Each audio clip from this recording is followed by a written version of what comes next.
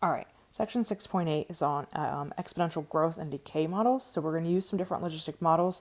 Basically, we're just using, this is our kind of big formula. And for all the examples that you're due for this, all the problems, it'll mostly give you the formula and give you the model. You might just have to plug some things in. A of 0, so that's your original amount. So whether it's bacteria that you're starting with, whether it's the number of insects, like the next example, the first example is the number of insects, and you're talking about insect growth. So that would be, your starting amount of insects, that is your original amount, A of 0. K is your rate, so like your percentage rate that you're increasing or decreasing. If K is greater than 0, your model is a growth model because it's increasing. If K is less than 0, you have a decay model because, it would be like bacteria decreasing. And then T is time. All right, for these growth and decay problems, they're all using exponential functions. So in our case, and actually most of the ones that we're going to deal with, they're going to give you the function. So in our case, we have p to the t equals 400 times e to the 0.06 times t. So this is the size p of a certain insect population at time t. And remember, time is in days in this case. So part A is probably the easiest part. We want to determine the population or the number of insects at t equals 0 days. So all we have to do in this case is plug in 0 for t. So let's see, 400 times e to 0.06 times 0. Well, 400 times e to the 0, anything raised to the 0th power is 1. So 400 times 1 just gives us 400. So the starting number of insects is 400. For part B, we want to know what is the growth rate of the insect population. Well, if you look back up here on our model, that 0.06 times t, the 0.06 is our growth rate. The part in the exponent that's being multiplied by the time, that's your growth rate. So in our case, it's 0.06 or 6%. Part C, go ahead and graph that in your graphing calculator. So you're going to go into y equals, try and change the colors. Part C, you're going to go into your y equals, and you're going to do 400 times e to the 0.06 t. Part D, what is the population after 10 days? So you're just going to plug in 10 for t. So p of 10 equals 400 times e to 0.06 times 10. So you plug this into your calculator. I'm plugging it into my calculator real quick. 0.06. You're going to get, rounding it to the nearest insect, so the nearest whole number, it's going to be 729. All right, part E. Oops, this one's kind of a trickier one. It's not too bad though. Part E. What is when will the insect population reach 720? So 720 equals, so you plug that in for p of t. So equals 400 times e to 0.06 t. Now we're trying to get the e part of it by itself. So I want to divide both sides by 400. So let's see, 720 divided by 400 gives us 1.8. So we have 1.8 equals e to the 0.06 t. Now, remember, we're trying to get rid of the e there and bring that 0.06 t down. So we take the natural log of both sides.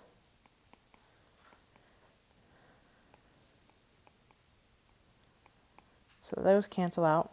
So we have the natural log of 1.8 equals 0.06 t.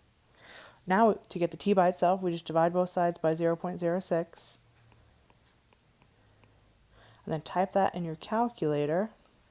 So you're typing in natural log of 1.8 divided by 0.06, and you get 8, oh, not 8, sorry, 9.8, so not years, 9.8 days. Let's see, part F. Okay, for part F, we want to know when will the insect population double. So in order to double it, we're going to kind of set it up similar to what we've done before. So if we're doubling, so 400 times 2 is going to give you 800, right?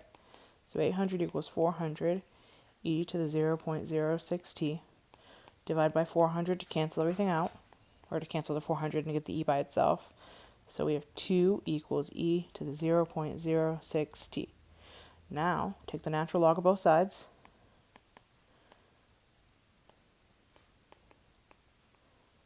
Simplify this, so natural log of 2 equals 0.06t divided by 0.06. And let's see, t equals natural log of 2 divided by 0.06,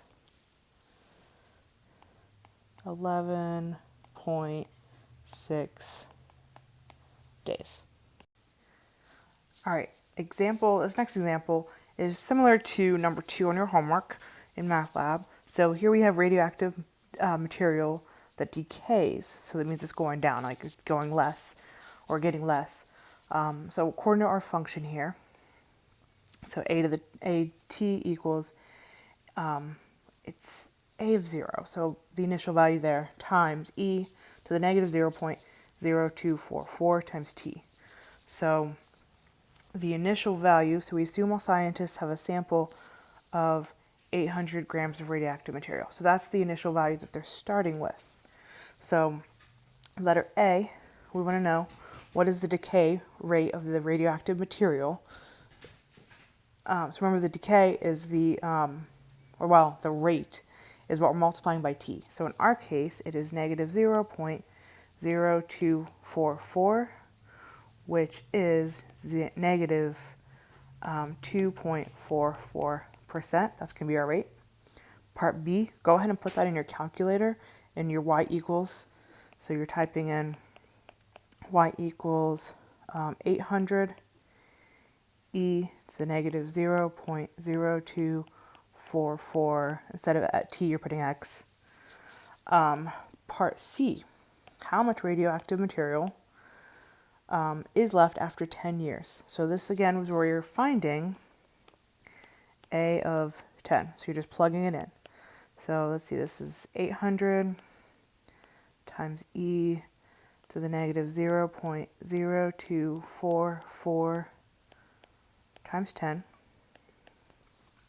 So if you type that in your calculator, you're typing 800 times e to the negative 0.0244 times 10,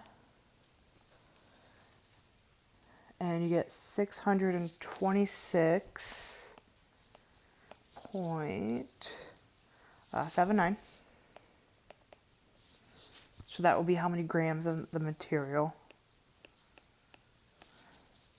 Part D, when will only 500 grams of the radioactive material be left? So this is where we kind of plug that in for A of t and then work our way backwards. So we would say, all right, well, 500 equals 800 times e to the negative 0.0244t. So to get rid of the 800 first, you divide both sides by 800. So 500 divided by 800 gives us 0.625. So 0.625 equals e to negative 0.0244t. Now we take the natural log of both sides. So the natural log, oops, it's 625.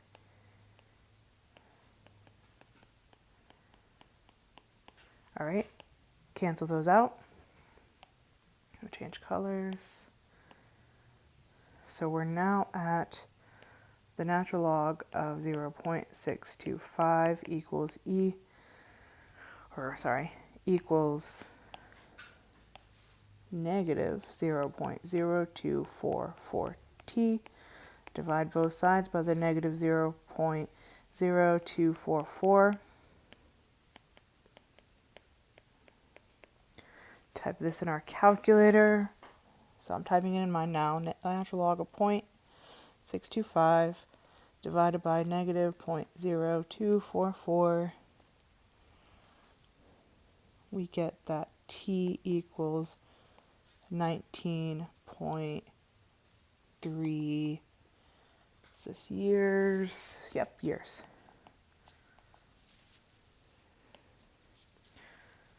All right, part E. Let me make this smaller. Part E is similar to what we just did, except now we're doing half-life. So the starting amount was 800. So half of that is 400, right? So, all right, 400 equals 800 times e to the negative 0.0244t. Divide by 800 to cancel that out. So we now have that 0.5 equals e to the negative 244t. Take the natural log of both sides. So the natural log of 0.5 equals natural log of e, negative 0.0244t. That cancels, so we have the natural log of 0.5 equals negative 0.0244t. Get the t by itself, divide everything by negative 0.0244.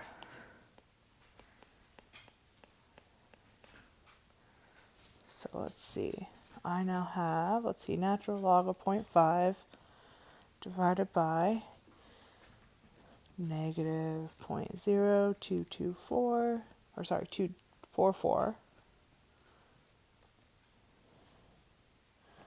I get that t equals 28.4 years.